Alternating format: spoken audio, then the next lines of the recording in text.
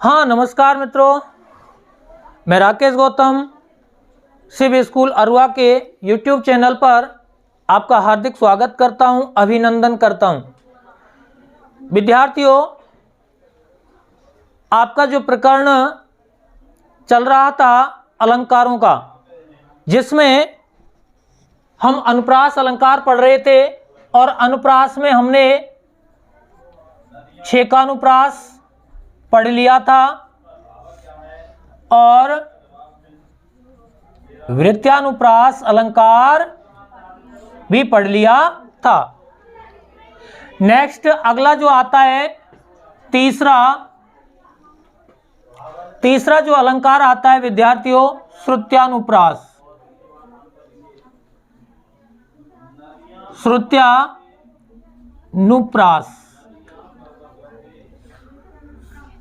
देखिए विद्यार्थियों, जब किसी काव्य की पंक्ति में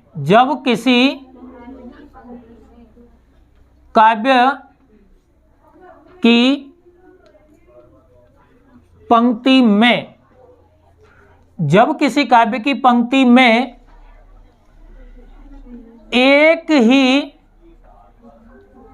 उच्चारण स्थान वाले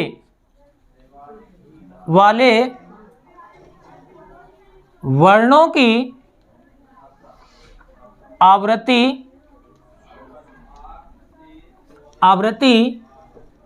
निश्चित क्रम में हो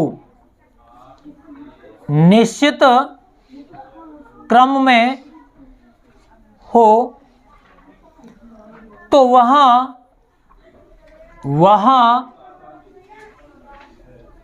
श्रुत्यानुप्रास, कौन सा? श्रुत्यानुप्रास अलंकार होता है,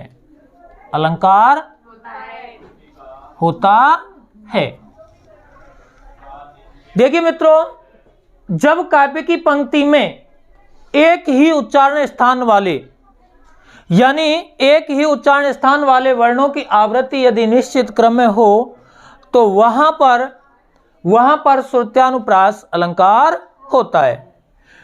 इस अलंकार को जानने के लिए हमें एक सारणी का अवलोकन करना पड़ेगा, उसको पढ़ना पड़ेगा कि देखिए वर्णों का जो उच्चारण स्थान होता है, हालांकि जब हम वर्ण विचार पढ़ते हैं और वर्णों के जब उच्चारण स्थान हम पढ़ते हैं तो वहां पर इस सारणी को पढ़ लिया जाता है, लेकिन जब श्रुत्यानुप्रास अलंकार की बात होती है और ये श्रुत्यानुप्रास अलंकार कहता है कि जब एक ही उच्चारण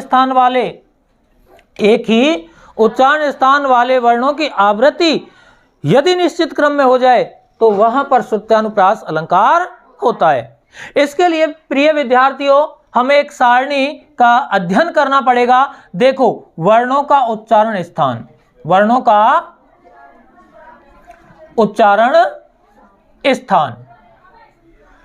देखिए वर्णों का जो उच्चारण स्थान होता है, नंबर 1, कुछ वर्ण होते हैं जिनका उच्चारण कंठ से होता है, उन्हें कंठ कहते हैं। कंठ। जिनका उच्चारण तालु से होता है उन्हें तालव्य कहते हैं, और जिनका उच्चारण मूर्धा से होता है उन्हें मूर्धन्य कहते हैं, और जिनका उच्चारण दांत की सहायता से होता है उन्हें क्या कहते हैं? दंत कहते हैं, और जिनका उच्चारण होठों की सहायता से होता है उन्हें क्या कहते हैं? ओष्ठ कहते हैं, और जिन वर्णों का उच्चारण कंठ और तालु दोनों से मिलकर के हो, उन्हें क्या कहेंगे? कंठ तालव्य, उन्हें क्या कहेंगे? और जिन वर्णों का उच्चारण कंठ और ओष्ठ से मिलकर के होता है उन्हें क्या कहेंगे? उन्हें कहेंगे कंठोष्ठ। ठीक है। और एक होता है हमारा दंतोष्ठ, और 9वां होता है हमारा नासिक्य, यानी जिन वर्णों का उच्चारण नाक की सहायता से किया जाता है उन्हें क्या कहते हैं? नासिक्य कहते हैं। तो देखो यहां पर सारणी में लिख लेते हैं हम, यहां पर स्वर, यानी यहां स्वरों को लिख लेते हैं। तो देखो ए और आ, इनका उच्चारण कैसा होता है? कंठ से होता है।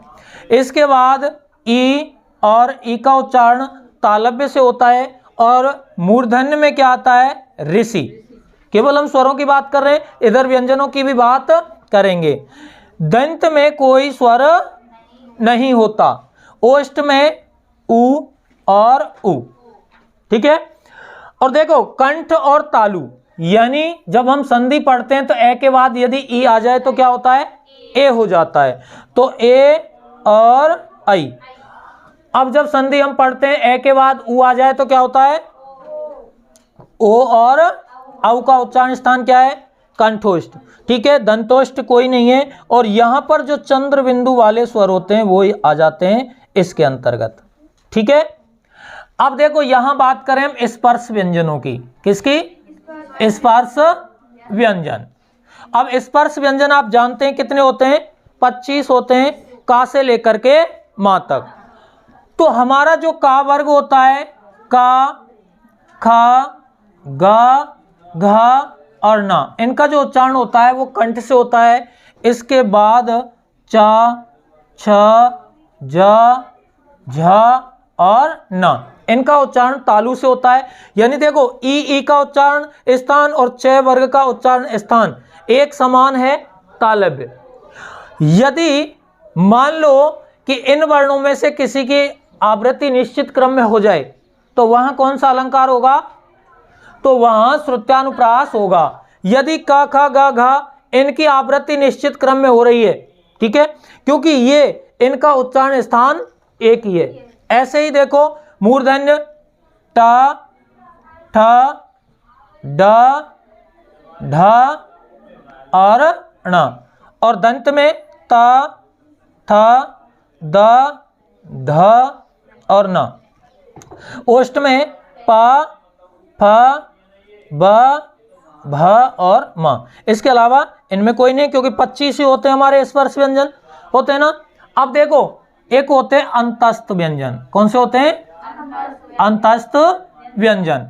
और अंतस्थ व्यंजन कितने होते हैं? 4 होते हैं। कितने होते हैं? 4 होते हैं, ठीक है। तो देखो कंठ में अंतस्थ कोई नहीं है, ठीक है। ये देखो तालव्य में य, रे और ले, और एक होता है दंतोष्ठ में आता है वेवन वाला, बाकी यहां पर कोई नहीं है। यानी यह का जो उच्चारण स्थान है वो कौन सा है? देखो च वर्ग में, अगर किसी काव्य की पंक्ति में च वर्ग के वर्ण या यह का उच्चारण स्थान अगर कहीं निश्चित क्रम में मिले तो ये एक ही उच्चारण स्थान वाले वर्ण, इधर रे और टे वर्ग एक ही उच्चारण स्थान, ठीक है। ले और ते वर्ग इनका भी उच्चारण स्थान एक ही होता है। आगे भी समझ में। आगे देखो एक होते हैं ऊष्म व्यंजन। कौन से होते हैं? ऊष्म व्यंजन। देखो एक है तो होता है कंठ, है कैसा होता है? कंठ होता है। इसके बाद देखो एक होता है सा, और स के बाद क्या आता है? सा, और फिर क्या आता है? सा। ये क्रम होता है स का, ठीक है। अब देखो ये वर्ण और ये अगर काव्य की पंक्ति में निश्चित क्रम में इनकी आवृत्ति कहीं हो रही है, ठीक है, तो वहां कौन सा अलंकार मानेंगे? श्रुत्यानुप्रास अलंकार मानेंगे, ठीक है। तो ये होती है हमारी सारणी उच्चारण स्थानों की। अब नासिक की बात करें, नासिक में हमारे स्वर तो आते हैं चंद्रबिंदु वाले, और नासिक में जो हमारे अनुनासिक व्यंजन होते हैं वो भी आ जाते हैं, जैसे ने, ने, ने, ने और में, ये भी इसमें आ जाते हैं नासिक में। अर्थात अनुनासिक जो व्यंजन हैं उनका उच्चारण जो स्थान होता है वो 2 जगह से होता है। एक तो नाक की सहायता से होता है, एक अपने वर्ग के उच्चारण स्थान वाले जगह से। तो प्रिय विद्यार्थियों, इसका आप स्क्रीनशॉट लेना चाहते हैं, आप स्क्रीनशॉट लो, ठीक है। हमारे उच्चारण स्थान। अब देखो इसका उदाहरण, दिनांत था, थे,